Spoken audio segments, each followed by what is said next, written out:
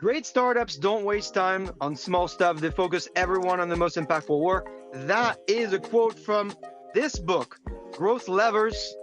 I don't know if you can see it because of the lights, but the author of this book is our guest. He believes that 90% of startup growth comes from 10% of the stuff that they try. And he and I are going to talk today about the difference between a startup and a company. We're going to talk about Steve Blank's quote, a startup is not a small version of a large company. Steve Blank actually just lives down the street from here. We're going to unpack the 3 patterns of startup failure, and we're going to talk about why this author believes your company needs to develop a discovery mindset before you can develop an optimization mindset. Matt is the co-founder of System. This is a program that helps startups find their big growth levers and pull them. He has spent 11 years at PayPal helping them scale. For the last 10 years, he's helped hundreds of organizations, thousands of people find their growth levers. His book is fantastic. It's a great read. It will help you if you're a leader and entrepreneur trying to find your growth lever. I have it on Kindle here. I have it as an audiobook. I've been reading it ever since he and I talked last when I was in London. Matt, welcome to the CarCast. Thank you. Thanks, Bruno. It's great to be here. It's funny wearing sunglasses in a car in London in the winter, but you know, you look good. And I have a pair of these glasses just like this. So next time I see you, I'll have to make sure I'll bring you the official sunglasses, but these look good on you. If you are not one of the 6 million viewers who watch this CarCast everywhere it's syndicated, we'd love for you to subscribe to it on YouTube. Click on the link down here because this will be the best way for you to stay on top of the videos as they publish. Let's get back to the program. We're going to get into your obsession for helping startups find their point of leverage here. But before we do that, I want the audience to know a little bit about you, how you ended up writing this book, and the story, the genesis for the book. So tell us a little bit more about that. Sure thing. So I started my career in Silicon Valley in the late 90s. I worked for a number of startups that failed. And then one startup I worked for, we got acquired for 40 million, which back then was decent. Took some time off, traveled, and then I joined PayPal in 2004. And as you said, I was there for almost 11 years, building and leading growth teams, as a marketer first and then a general manager. And, I learned so much, an incredible amount in that time. And then like many people who left PayPal, I became a VC after that. Here in London, I was a partner with the fund 500 Startups. And one of the neat things about being a VC is you get to meet hundreds of entrepreneurs and, invest in and back, in my case, dozens of them and work closely with them. And the impression I got in my 4 years was that I saw, incredible resources. I saw the most talented, brilliant people taking millions, tens of millions, in some cases, of investors' money and wasting it by making the same basic, obvious mistakes over and over again. And so I left my job as a VC and I founded System to work with early stage startups and help them find what I call their big growth levers. Those the small actions that can have a huge impact on their growth, kind of teach the process that I eventually, put into this book. And so we ended up working with, now over 200 startups to specifically prevent them from making those different mistakes, help them run this process that we're going to talk about in this CarCast. And eventually it got to the point where, we really had this down to a simple, step by step. And we had lots of examples. And that's when I decided to put this in a book, because I can, me and my team, we can only work with about 70 teams per year. And, the number of emails I was getting and demand from all over the place. And I just thought, I need to put this into a book form so I can send it out to people. And that was the genesis of the book. And so what's amazing about the book is very practical. It's easy to read. It is the result of these 10 years of work that you've done with these hundreds of companies. You also share a lot. You have a weekly newsletter. You share a lot of your knowledge on LinkedIn. Recently, I was just reading your posts on OKRs, and your posts are actually often very controversial, right? They kind of defy this entrepreneur wisdom that you might hear a lot here in Silicon Valley. For OKRs, for people that don't know, is objectives and key results. Your post started with, and popular opinion, OKRs don't cause problems, they surface them. And so I think we're doing this at the beginning of the year. This is probably topical for a lot of folks trying to set up their OKRs, be successful this year. What are the 6 dysfunctions of OKRs in your opinion? People get so wrapped around the axle about OKRs, and they just lead to hours of debates. And there's oh, is this a good thing or a bad thing? And And OKRs are dead simple, right? It's just a little spreadsheet. Like, what's the objective? What's the key result? What's the weighting and what's the score?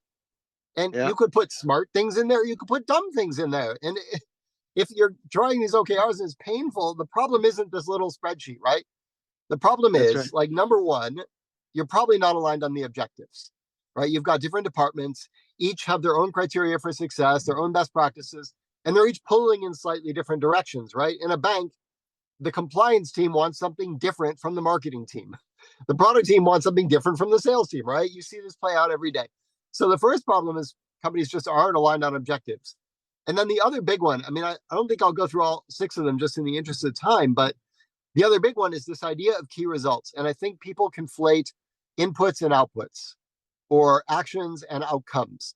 So, simple examples, if you're a sales team and your job is to sell lots of stuff, the work you're going to do is you're going to make lots of phone calls and have lots of qualification conversations and send lots of emails for lead generation. But the key result is you're going to get lots of warm leads. So if people write as their key result, make 50 phone calls and send 200 cold emails, you can do all those things and get 0 results. But if you focus on the outcome, find a way to get warm leads and say, look, you're a smart marketer, you figure out the best way to do this, that's a much more productive use of the tool. So I think the 2 big dysfunctions, I think that just like cut off most of it is like, if you're really having these debates, first of all, are you guys aligned on the objectives in the first place? And if not, don't blame the tool, like figure out what you're solving for. And then the other one Absolutely. is, are those key results outcomes or are Yeah. they work units? Because And you I, get I what you really measure. like that. Yeah, I really like that because you're taking people to what is the Northstar metric? How do we simplify, the expression of that Northstar metric, align everyone to that, and really focus on the outcome rather than just the activities. And the spirit really aligns well with the simplicity of your book and how you take people through the various stages. If we now dive into the book, I like to start with customers. I started as a product manager, so that's where we're starting. In the book, I discovered you two were a fan of Clay Huge fan. Christensen's work. Jobs to be done here. I've got the book. I actually even did a CarCast dedicated to his work, and I link it up here. Tell me a little bit more about that. So your book comes with the templates to help people run the customer interviews. You have a very clever way of summarizing what a customer journey is supposed to be like. Tell me about that. Why do these stages matter, and how should people think about them? It's funny because, I've got a lot of friends who are into jobs to be done. Bob Mesta, the co-creator with Clay Christensen, has spent a lot Yeah. of time with my co-founder and I helping us understand and apply it. And everyone says jobs to be done is a product methodology. And to me, that seems like if I didn't know that and I just landed from Mars and read it, I would think it's all about growth. So it's about understanding the customer journey. So a story I tell in the book that I think actually, on Kindle, you can look and see what are the most popular highlights in a book. Yeah. And this story is the most popular highlight in my book. And it's the story of the locksmith. There's a true story. I came home Okay. one day back in, around 2005 or 6. I was working at PayPal and I lived in an apartment complex in San Francisco. And there was like a main locked gate to get into the courtyard to get to all the apartments. And I walked up to that gate one day and there was a gold foil sticker on the door, just over the door handle, that said 24-hour emergency locksmith. It had a Mm. toll-free phone number. And I saw that and I thought, this is the smartest locksmith in the world. Like, she could have bought advertisements on buses. She could have run podcast ads. She could have bought the naming rights to the stadium, where the 49ers play. I wouldn't have remembered any of that stuff. What I remember is right here at the moment where I get home and somebody squirted glue into my lock, or there's a broken key in there or something, and I'm locked out of my house. And she knows exactly when I'm going to suddenly realize, more than anything in the world, what I need is a locksmith. She's able to identify that moment and turn up there and look like that thing. And I realized, I was going to work every day at PayPal, and we were going out trying to get partnerships selling e-commerce, right? Selling payments. Mhm. Partnerships with all the e-commerce platforms like the early Shopifys of the world, so that when new merchants set up their website and their online store, PayPal would just be like a box tick. Do you want, which payment options do you want? Take PayPal. I realized that's like the locksmith moment for PayPal. And so, any product you buy, this demand doesn't just, occur spontaneously. It started a long time ago, and there's this whole customer journey. And then there's always this moment where, like, this moment of highest need where you suddenly realize you need this thing. And it's only by forgetting your product altogether, right? It doesn't matter if it's how the locksmith, if they use picks or if they freeze the lock and break it off, none of that matters. What matters is the customer journey of getting there and understanding where is your customer going to be when they suddenly realize they need your product more than anything else. And so we use the jobs to be done methodology to walk through that customer journey and map it and just understand where can we find people. Most startups are selling a product no one's ever heard of, no one is looking for. Nobody was looking for Slack. No one imagined that would become a thing, or Airbnb or Uber.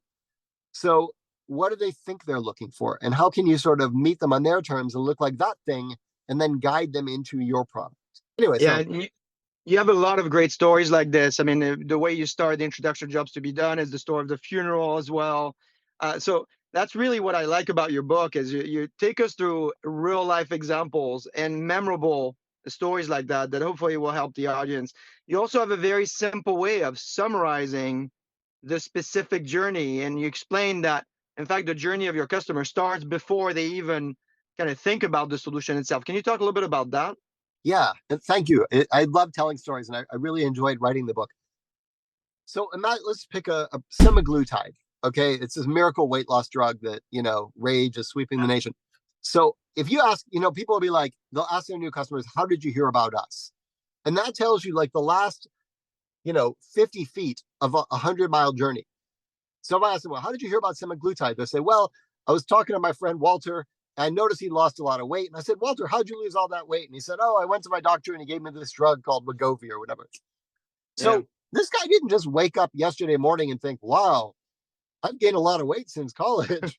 I wonder what to do about that. Let me go find Walter and ask him what he's doing," right? This is something that started 5-10 years ago. He noticed it. He didn't do anything about it. Someone made a comment. He took out his summer clothes again and they didn't quite fit the way they did when he put them away in the hall. He tried a diet. He, went to a doctor. He tried meditation. He tried hypnosis. Like we go on this super long journey a lot of times in the beginning. So I call those 3 stages: struggle, search, and selection. So in the beginning, you're not even thinking about solutions. You're just like maybe starting to acknowledge you have a problem. And then at some point you're searching and you try solutions and they don't work. And every time you rule out a solution, it creates these biases, right? So someone, by the time they get to, your weight loss plan, they're already thinking like, I can't stick to diets. There's so much conflicting advice. I don't know who to believe. I don't have time to prepare healthy meals. My kids aren't going to eat this food. Like they fill your head with all this stuff. So by the time someone gets to your product, they already have all these questions. So, this jobs to be done interview helps us understand and sort of read the customer's mind so that by the time they find us, we know exactly how to speak to them, how to address their concerns, what's going to be most enticing to them, what is that aha moment going to look like, and sort of how do we get them there quickly. So we use the jobs to be done interview technique to map this whole journey through struggle and then their search and then ultimately the selection and why they're going to choose your alternative rather than the other ones available to them. I love that. I mean, if you look at literature on customer journey, it's always daunting because you think about, oh my gosh, there's 15 stages. In fact, there are 3 big moments, right? They struggle, they search, and then they select a solution. And you've got to know when you're talking to them, what part of the journey are they in, and how do you map the best journey for them and for you. And we could talk Exactly about right. this for hours. You also have another, I think, piece of advice that's really important, again, it's rooted in real life experience, is the idea of optimize versus discover. Often when we think about company building, we try to optimize for the best impact. At least startup literature tells you, oh, you got to optimize and so forth. But in fact, you have a different view on that. You actually say that leaders, particularly as they're building the company, need to think about discovery versus optimization. And sometimes people get tripped by that. What do you mean by that? And why does that matter? Okay, so remember when you started this conversation, you said, great startup, you quoted me, you said, great startups don't waste time on small stuff. 90% of your growth is going to come from 10% of the stuff you do. And that was an observation I had when I look back on my time at PayPal. They did all these things that didn't matter, and we spent all this money on projects that didn't matter. But they got like 4 or 5 things right. In the beginning, they got onto eBay, did developer outreach, the work I talked about with shopping carts and hosts, cross-border and internationalization. So anyway, there's like 5 things. If you take those 5 things away, you don't have a business. And with those 5 things, most of the other stuff doesn't really matter. So when you're in a big company, that's okay. You've got, tens, hundreds of millions, billions of dollars in free cash flow. You can do all the things on the list, and some of them work and some of them don't. You don't really know which ones work, and that's all okay. But if you're in a startup, you got like whatever, 10, 20 people, 6 months to 2 years to find product market fit. So you can't screw around and try lots of things that can't be big. You can't just do all the things. You have to spend your time searching for the one thing that's going to have the biggest impact. And that's sort of the difference between optimization and discovery. So optimization is, you're good at your job, you're doing all the best practices, you're trying to do things perfectly without making mistakes. And it's a slow process and it leads to excellence. Without optimization, we wouldn't have iPhones, right? We wouldn't have Spotify. These are very hard technical problems. But in the beginning, what matters more than anything, if you know that 90% of your results are going to come from 10% of the stuff you do, then your success depends on whether or not you find that 10% of stuff before you run out of money, which means your success depends on the pace and quality at which you're learning. And being careful and fixing typos and making products to exacting specifications slows you down. So that's where in an established company, optimization is great. You need to optimize things. But in a startup, you need to discover quickly, which means, as Facebook, as Zuckerberg would have said, move fast and break things. And so I talk a lot about the process, but what's much deeper than that is the mindset. Because if you hire the best people, right, they went to top universities, they graduated, they worked for the best companies, and throughout their lives, they've been rewarded for doing all the things and not making mistakes. And then suddenly you get into a startup, and it's like, what is that from Star Trek, the Kobayashi Maru simulation? Like the deck, there is no right answer. The deck is stacked against you. And the only way you can find the stuff that works is by doing tons of stuff that doesn't work. So if you're not okay making mistakes and then acknowledging them and talking about them so everyone can learn from them, you're going to slow you down. So it's this really uncomfortable mindset of like barreling ahead, screwing up lots of things, talking about all your mistakes. And I find that's a hard transition for people to make. And yeah, I think founders are kind of used to doing it, but employees don't expect to come into a company and make 20 mistakes and talk about them. And you also have a table that I think is really useful. I'm looking for it here as we're talking on the consequence it has on who you hire. It's not just the mindset itself, but the type of background, the type of specialty you hire or you don't when you're early stage of an organization. So I really encourage everybody to take a look at that. I think I just found it here, where you look at the difference who you hire, what you run. In some cases, in the optimization phase, you run a playbook. In discovery, you write the playbook. You hire seasoned experts in the optimization phase, and you hire resourceful generalists. This is, I think, I guess my Kindle doesn't tell me what page it is, but it's in the early stage of the book. It's page 98. There you go.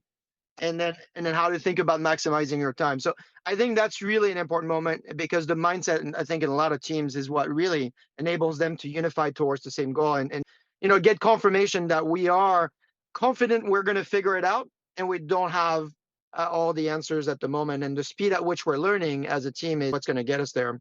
Now, that's exactly right. Of course, the theme that it ties to that is the theme of failure. And you also have some great best practices here, because you interface with a lot of entrepreneurs, the patterns of failure. So let's talk a little bit about that. There are 3 at least that you've identified. Take us through that, because I think a lot of people listening to us here will want to know when and if they fall into these patterns. Yeah, it's a funny story. I was writing the book, and my editor is a philosopher. And I don't mean like he's a philosophical guy. I mean, he's an actual philosophy professor at a university. Yeah. And so we're going through the entire book, and he's trying to help me clarify my ideas and get down to first principles. And at some point, pretty late in the process, he said, Matt, don't take this the wrong way, but everything you're saying in here, interview your customers and find out, what matters to them, track customer behavior, focus on the stuff that has the biggest impact, run lots of experiments so you can learn quickly. He goes, to me, this sounds kind of obvious. He goes, do you mean to tell me this is not what startups do? I was like, dude, you would not believe, you'd be surprised. And then he goes, well, what do they do? And I started thinking about it, and that's what led me to the 3 patterns of failure. So when I was at VC, I saw so many companies doing this and failing. I saw these 3 patterns. So the first type are overthinkers. And these patterns tend to stem from sort of the founder's internal biases or approach to the world. So overthinkers do that, right? Yeah. High uncertainty environment. So they're going to ask experts and debate and have lots of meetings and strategize and theorize. And that's great, except that all that debate and theorizing comes at the expense of execution. And since you're doing something no one's ever done before, you can't figure out the right answer, in a room debating it with you. You've got to try stuff. What is it? No plan survives first contact with the customer, right? Yeah. So then option 2 is the underthinkers. And these are people with a bias for action. Again, generally considered a good thing, but they're just going to build something, try something, build something, try something. But in the case of a startup, the possible solution set is so vast that you can't just brute force it. You need more input. You need to get data and constrain the search. And each wrong move needs to make you a little smarter and kind of narrow the field of options. So those are the underthinkers. And then the last one, I don't know if this is just a European thing, but I get these very senior people and they know they're not experts in any of this. So they'll hire and delegate. So they'll bring in a head of sales to build a best practice sales org and a head of marketing and a head of product and a head of engineering. And they just tell them the goal and they don't help. And the problem there is if each person comes in with all their sort of best practices and things they did in their last job, everyone's going to be pulling in slightly different directions and doing things a bit differently. And then that's when you're in OKR hell, right? That's when you get into these endless debates because you can't possibly fund all of these things. And if you look at any great startup, their growth lever, whatever it was usually a mix of a lot of different departments working together, pulling in the same direction. So those were kind of the 3 modes of failure that I identified. And I guess what they all have in common is those are all good optimization modes. You absolutely need to strategize. You absolutely need a bias for action. You absolutely need to hire the best people and delegate. And that works great in a big company where the fundamentals of the business are already well understood. But if you're a little startup and you have to figure out everything, you're starting with a blank sheet of paper, these are really slow, inefficient ways to learn. Yeah. And I also think, it's not just about the startups. There might be small teams inside a large organization that need to think this way as well. And so I think this is not just helpful to early stage companies. I think it's just helpful for teams in general to know what they're trying to be and how they're helpful to the overall organization. And you quote Jim Collins as well in the book, which I think is very indicative of, the philosophy that we learn in school and how we just try to apply this in the real world. There is so much in the book. I know you and I could talk for hours. And in fact, your book is not just easy to read, practical, but it has a ton of tools in it. So I really encourage people to go check it out. If you're not ready for the book, you should go to the website. I'm going to put the links here for people to check it out. I think you've got your weekly 2-minute newsletters. You encourage people to steal your resources, actually. So I think that's a pretty hilarious way of engaging them. Again, I'm going to put all the links. I hope this special CarCast was useful to all of you. If you like it, remember to let us know in comments, share it with your friends, subscribe to the CarCast on the YouTube channel, and let us know how we can be more helpful. Matt, thank you again so much for your time. I will see you, the community, next week. And I will see you, Matt, next time I'm in London. Thanks for the time today. Thanks very much. I love talking to you. You're so bright and engaging, and you ask great questions. This was a great chat. Thank you. And thank you. Talk to you soon.